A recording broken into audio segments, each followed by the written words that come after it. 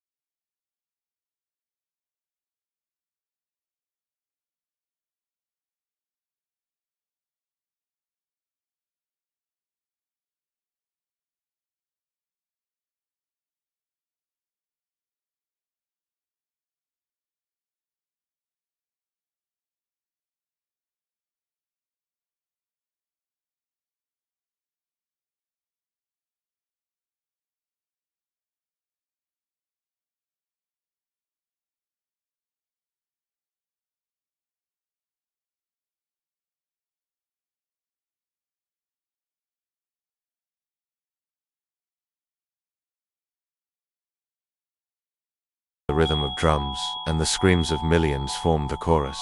When it ended, the world itself sang a vibration that could be heard even through the void. It was said that the note still lingers there, drifting endlessly among the stars. Fulgrim named it the First Symphony, and through it, Slaanesh was pleased. The god had found its chosen son. From that day forward, the Emperor's children ceased to be a legion. They became a cult, a living symphony of flesh and madness, bound forever to the melody of their own corruption. The pursuit of perfection had led them to the edge of divinity, and in stepping beyond, they had found hell. Their art was eternal now, and it would never stop playing. The warship Pride of the Emperor drifted in silence across the void like a cathedral of gold among the stars. Its engines pulsed faintly, casting waves of pale light across the endless black. And within its halls, the Emperor's children prepared for another campaign of glorious annihilation. But this time, the silence aboard was unnatural. There were no choirs singing, no orchestras tuning their instruments, no laughter.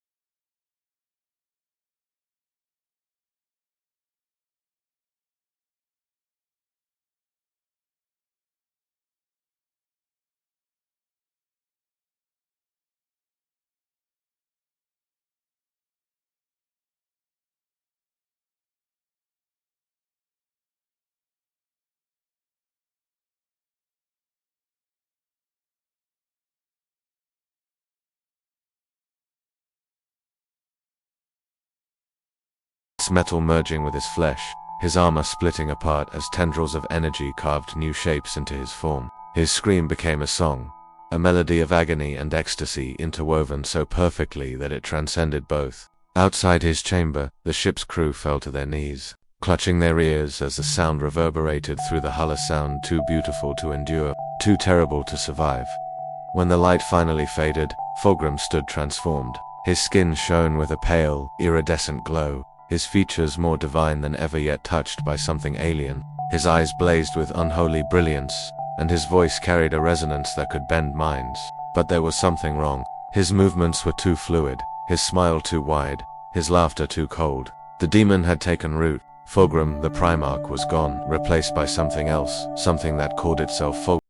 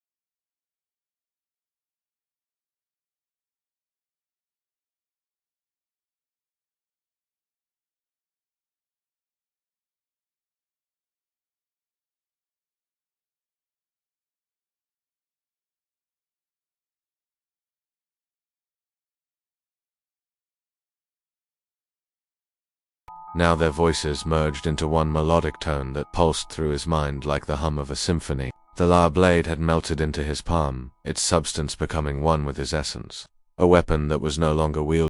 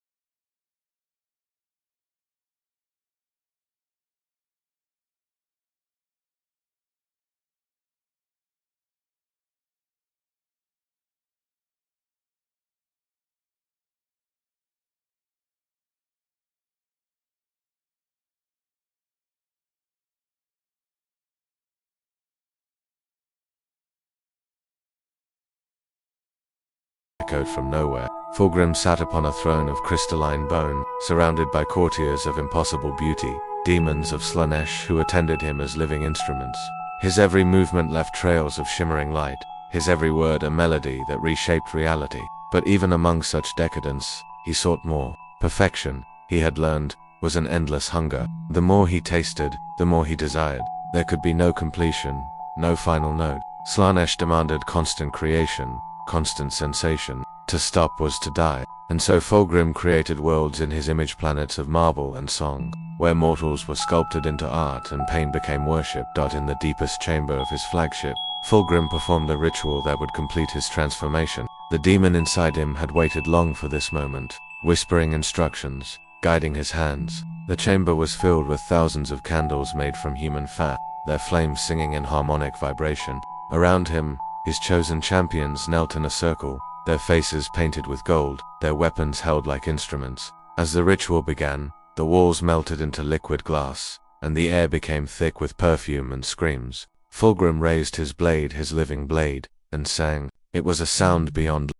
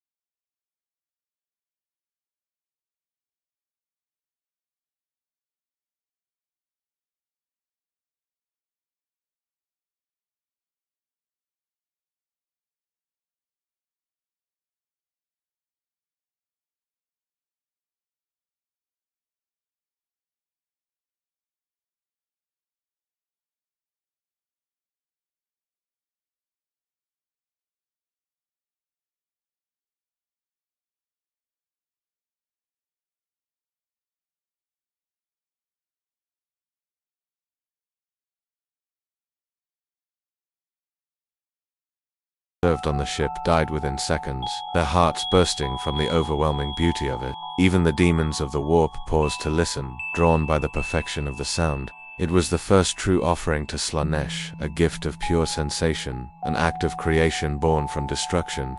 Fulgrim closed his eyes and let the music wash over him, and in that moment he felt closer to divinity than ever before. But the symphony was not meant to stay contained. When the last note faded, Fulgrim rose and extended his hand toward the warp. Now, he said, let the galaxy hear us. With that command, the ship's sorcerers unleashed the sound into the image. It spread like wildfire, rippling through the warp, distorting reality wherever it passed. Entire worlds far beyond the eye awoke screaming as the echoes reached them.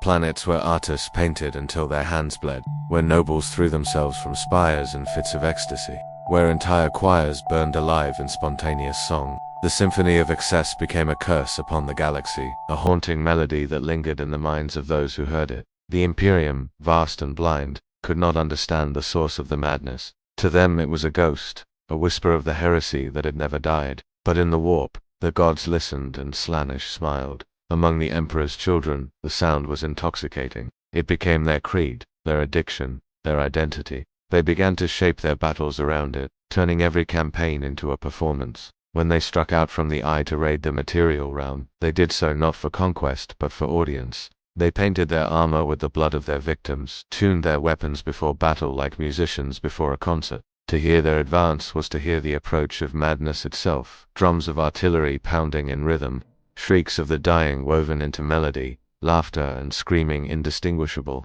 Planets that fell to them were not merely conquered but transformed into stages, each death a note in the eternal song. Some worlds cursed beyond redemption still echo with those sounds millennia later, their atmosphere trembling with residual vibration. They say that even the stones there hum when the wind blows. Fulgrim watched these displays with delight, but also with something more complex. Pride, yes, but tinged with melancholy, for in their chaos, he saw a reflection of his own damnation. His legion had become everything he had ever wanted, unrestrained, creative, fearless in their pursuit of perfection. And yet, they were lost, every one of them consumed by their own desires, their own hunger. There was no longer unity, no longer purpose, only the endless cycle of creation and destruction. Sometimes, as he gazed into the shimmering storms of the warp, he wondered if this was what the Emperor had seen when he warned against the temptations of chaos. But then the music would rise again, and all doubt would vanish. He was not a god to question himself. He was a god to be adored, among his chosen.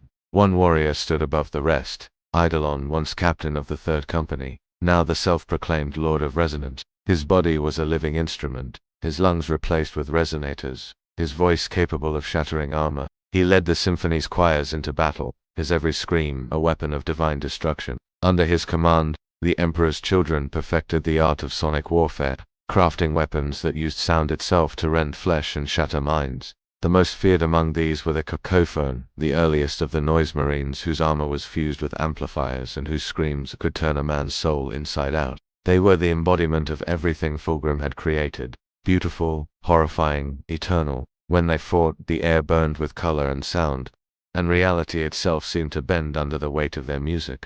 But not all within the legions celebrated. In the dark corners of the pride of the Emperor, there were still a few who remembered what they once were, soldiers of honor, sons of the Emperor, seekers of noble perfection. They whispered among themselves, their voices trembling with guilt and longing. Some even dared to pray, though they no longer knew to whom. They had seen what Fulgrim had become, and they could not bear it. Yet to defy him was death. To hear his voice was to be enslaved by it. And so they hid in silence, haunted by the echoes of the symphony, knowing that silence itself was now a sin. One of them, a warrior named Thalka, once Fulgrim's own artisan smith, dared to enter the sanctum and speak. "My lord," he said, bowing low, "what are we now?" Fulgrim smiled, his fanged lips curving in divine amusement. "We are perfection," he whispered, "and perfection needs no answer."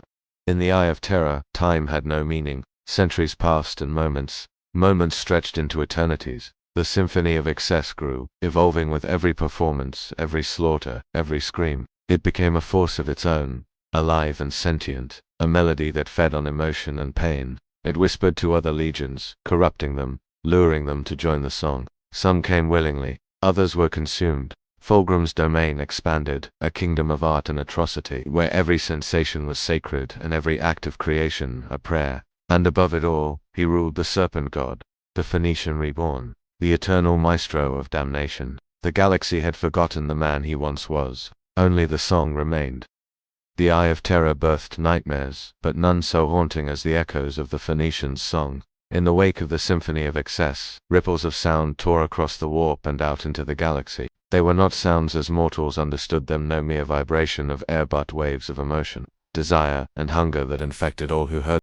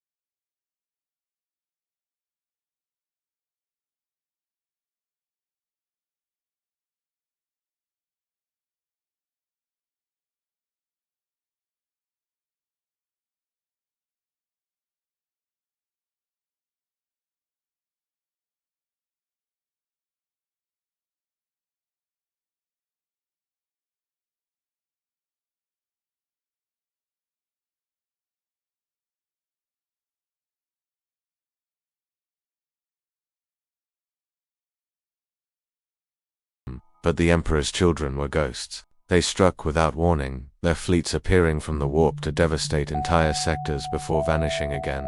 Even when cornered, they turned defeat into performance. On Ctesiphon Prime, an entire Imperial Crusade force was lured into battle against them, only to find themselves surrounded by speakers embedded in the mountains.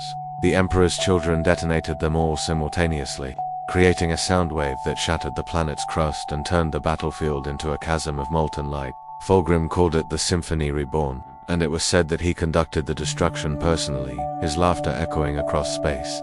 The few survivors who escaped reported hearing his voice in the static of their vox units for weeks after, whispering promises of beauty everlasting. But as the centuries bled into millennia, the echoes of their song became legend. Some said it could still be heard in the deepest corners of the warp, a siren call to all who sought perfection. To listen too closely was to lose oneself, to become part of the song forever. For Fulgrim, it was immortality. His legion's name had become synonymous with both beauty and damnation. And yet, for all his glory, he remained haunted.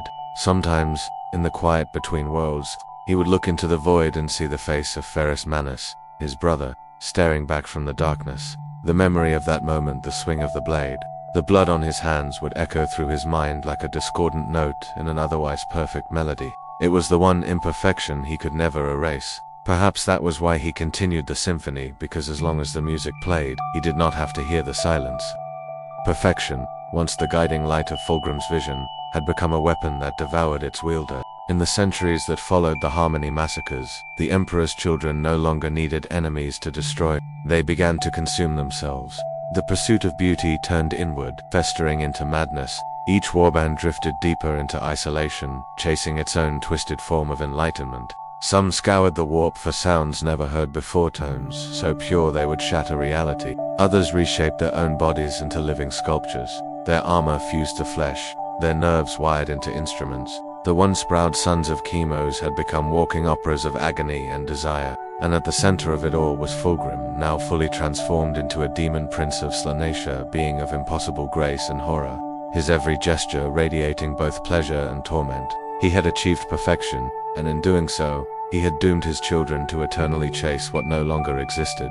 Within the Eye of Terror lay the pleasure world of Harmony reborn, Fulgrim's chosen domain. What had once been a barren rock now pulsed with life, if life could be called the endless writhing of flesh and stone fused together. Mountains sang, oceans wept, and the very air shimmered with hallucinatory colors.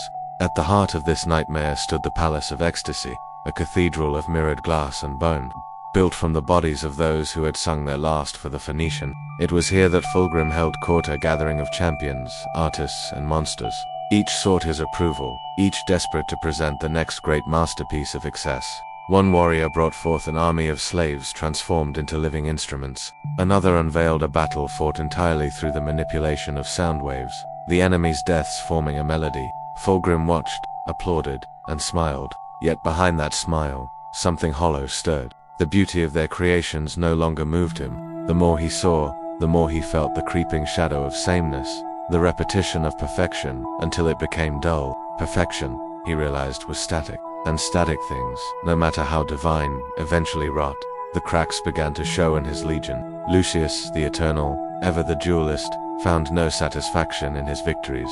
He sought out worthier and worthier foes until there were none left, and still his hunger grew. When at last he faced a mortal who bested him, he felt ecstasy in defeat, and yet his curse denied him even that, for in his final moments, his killer's body twisted, reshaped by Lucius's own soul, until the mortal became him. Death could not free him, failure could not redeem him. He was trapped in an eternal cycle of vanity and violence. Eidolon fared no better. His obsession with sound led him to modify his body beyond recognition, replacing lungs with organ pipes and vocal cords with resonators. His voice could shatter mountains, but he could no longer hear it, his ears burned away by his own weapon. In his fury, he led wars purely for the vibrations they produced, not caring who or what was destroyed in the process. Fabius Bile retreated from them all, disgusted by what they had become, yet unable to resist his own experiments. He sought to recreate the Emperor's perfection through his twisted science, birthing legions of failed clones and chimeras that screamed for death. The Emperor's children, once unified by their devotion to beauty, were now bound only by their shared suffering, and yet, even in their degradation, they remained alluring. There was something hypnotic about their fall, something that drew others to them. Rogue psychers, artists, and even Astartes from other legions found themselves seduced by the promise of transcendence through sensation. Many came willingly, offering their souls to the choir of pain. Others were taken by force, their bodies reshaped into instruments of war or pleasure. Every new addition added to the cacophony, and the palace of ecstasy swelled until it seemed to pulse with life of its own. It was said that the very walls could whisper your desires back to you, magnified until they consumed you. Visitors who entered rarely left unchanged. Some stayed willingly, unable to resist the allure of endless pleasure, while others fled screaming, their minds broken by what they had seen. It was paradise and hell intertwined, a reflection of Slaanesh itself. Fulgrim would often walk the halls of his palace alone, his feet leaving trails of light upon the floor. The laughter of his followers echoed through the corridors, but he heard it as distant noise. In the solitude of his chambers, surrounded by mirrors that showed not his reflection but his past, he would remember Chemo's, the cold wind on the mining fields, the faces of his artisans, the pride in Ferris Manus's eyes before it turned to betrayal. He would remember the first time he held the Emperor's sword, the fire of purpose that once burned within him. Now, that fire was ash. He was adored as a god, yet he felt emptier than ever. The pursuit of perfection had become its own punishment. Every triumph only deepened his longing for something he could no longer define. In moments of weakness, he would whisper his brother's name, and for an instant, the symphony would falter, as though the warp itself mourned with him. But Slaanesh does not tolerate silence. The Dark Prince's voice coiled through Fulgrim's thoughts like silken venom. "My child," it purred, "you have played your song well, but the galaxy still sleeps. Wake them, show them what true art means." And Fulgrim obeyed. He sent forth his warbands once more, scattering them across the stars. They were no longer conquerors, they were apostles of agony, spreading the word of the serpent. Wherever they went, they left worlds ruined, not by destruction, but by desire. Planets turned upon themselves, their people driven mad by lust, ambition, or vanity. Armies collapsed as soldiers abandoned war to pursue forbidden pleasures. Even the Imperium's mightiest champions could not fight such corruption, for it came not from without, but from within. The Emperor's children had become a mirror to humanity's own hunger for more. In them, the galaxy saw its own reflection, and it was horrifying.